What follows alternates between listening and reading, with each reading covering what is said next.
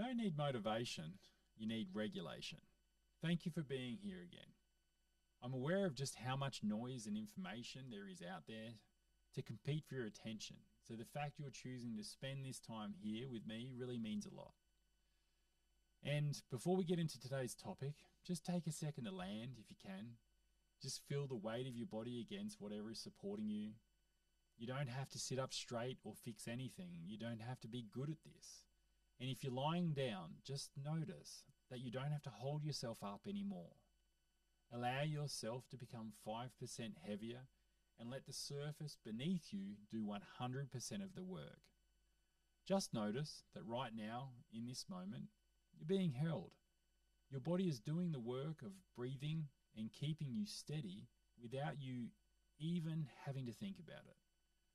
For the next few minutes, you don't have to do anything. You just get to be here. Today, I want to talk about a word that we hear all the time. It's a word that dominates the world of self-help, business, and health. That word is motivation. We're told by almost every coach, every book, and every fitness guru that if we want to change our lives, if we want to get healthy, if we want to heal, we just need more motivation. We're told to dig deeper, to find our why, and to push through the pain. We're taught that if we aren't getting better, it's simply we don't want it enough. We're made to feel like our lack of energy is actually a lack of character. But I'm going to tell you something that might go against everything you've ever been told. Motivation is a terrible tool for healing. In fact, if you're waiting for a burst of motivation to strike you so you can finally start feeling better, you might be waiting for the rest of your life. Why am I saying this? Because motivation is a high energy state. It's like a lightning bolt. It's a surge of electricity that is great for starting a sprint or finishing a project at the last minute. But it's physically impossible for your body to maintain that level of charge for the long, gentle, winding trail of healing. Motivation is an expensive fuel. It burns hot and it burns out fast. More importantly, there's a biological reason you feel like you have no motivation right now.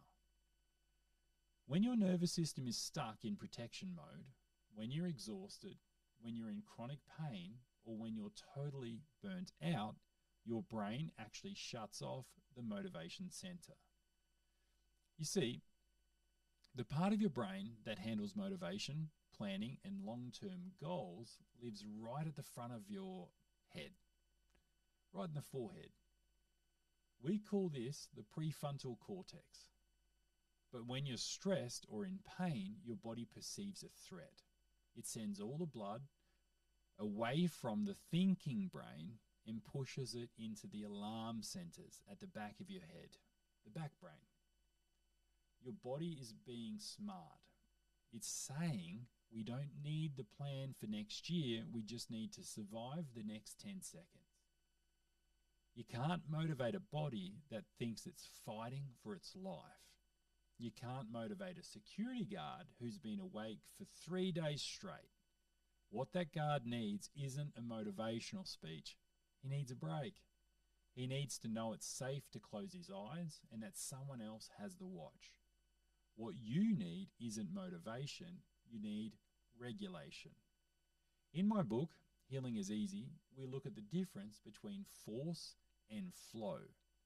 Motivation is always about force. It's about trying to push yourself uphill against the resistance of your own tired body. Regulation is about flow. It's about lowering the pressure, clearing the pathways, and allowing the body to move toward health naturally. Regulation is simply the act of bringing your nervous system back into balance. It's the process of moving from fight or flight and that part of your nervous system that's always go, go, go, go, go into rest and digest. It's telling those adrenal glands that handle your stress response to stop pumping out the cortisol. It tells the cleanup crew, your lymphatic system, that the garden hose isn't being stepped on anymore, and they can start moving the waste out of your tissues. When you're regulated, you don't need motivation to take care of yourself. You don't need to force yourself to eat well or move your body or be kind to your family. You just do it. It becomes the path of least resistance. It feels like the natural thing to do because your brain is finally getting the blood flow and the oxygen it needs to function. Think about the 17-year-old again, sitting at the desk, trying to study for a massive exam. They're completely overwhelmed. They might try to motivate themselves by drinking 3 energy drinks or yelling at themselves, or by thinking about how much they'll fail if they don't study. But what does that do? It increases the pressure. It sounds the alarm even louder. Their brain locks up even tighter until they just staring at the page, unable to absorb a single word. But if that same student takes 5 minutes just to land in their bodies, rub kidneys 27s to synchronize left and right brain function, hold the emotional stress release points on their forehead, the shoulders will drop, the brain unlocks, they move from a state of threat to a state of safety. Suddenly, they don't need motivation to study anymore. They just have the clarity and the ease to do the work. The easy way was through regulation, not through more force. Your body's that student. When you're dysregulated, when your system is out of whack, everything feels like a mountain. Choosing the right food feels like a mountain. Going for a short walk feels like a mountain. Even just getting out of bed feels like a mountain. But when you regulate, when you use the simple, gentle tools we talk about in this framework, the mountain turns into a path. So how do we choose regulation instead of motivation? We start by stopping the war. We stop judging ourselves for being lazy. I want to tell you something clearly. Laziness doesn't actually exist in our nervous system. There is only protection and shutdown. If you can't get off the couch, it's not because you lack willpower, it's because your body has decided that staying still is the safest way to survive right now. It is conserving every bit of energy it has to keep you going. Instead of fighting that, we support it. We look at the foundations we've talked about, whether it's the gait and the way you walk, or the stress response, or the immune system, your heart, your liver, your gallbladder. It doesn't matter. Because ultimately, when your gait is misaligned, your body is under constant physical stress.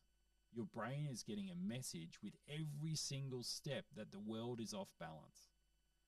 Correcting your gait isn't a workout that requires you to get fired up. It's a reset that creates regulation. It's like fixing the alignment on a car so it stops pulling to the left. You don't need motivation to drive straight once the alignment is fixed. The car just wants to go that way. We also use the emotional stress release points on the forehead. Holding these points isn't an act of willpower or a habit. You have to force yourself to do. It's literally a biological off switch for the alarm. When you hold them, you're physically moving blood flow back to the part of your brain that can actually see a future where you feel good. You're giving your thinking brain the fuel it needs to function, and you're making it easy for your brain to choose health.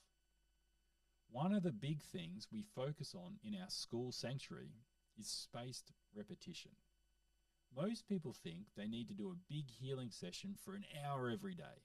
That takes a massive amount of motivation, and usually we quit after 3 days because it's too much pressure. But regulation happens in the ripples.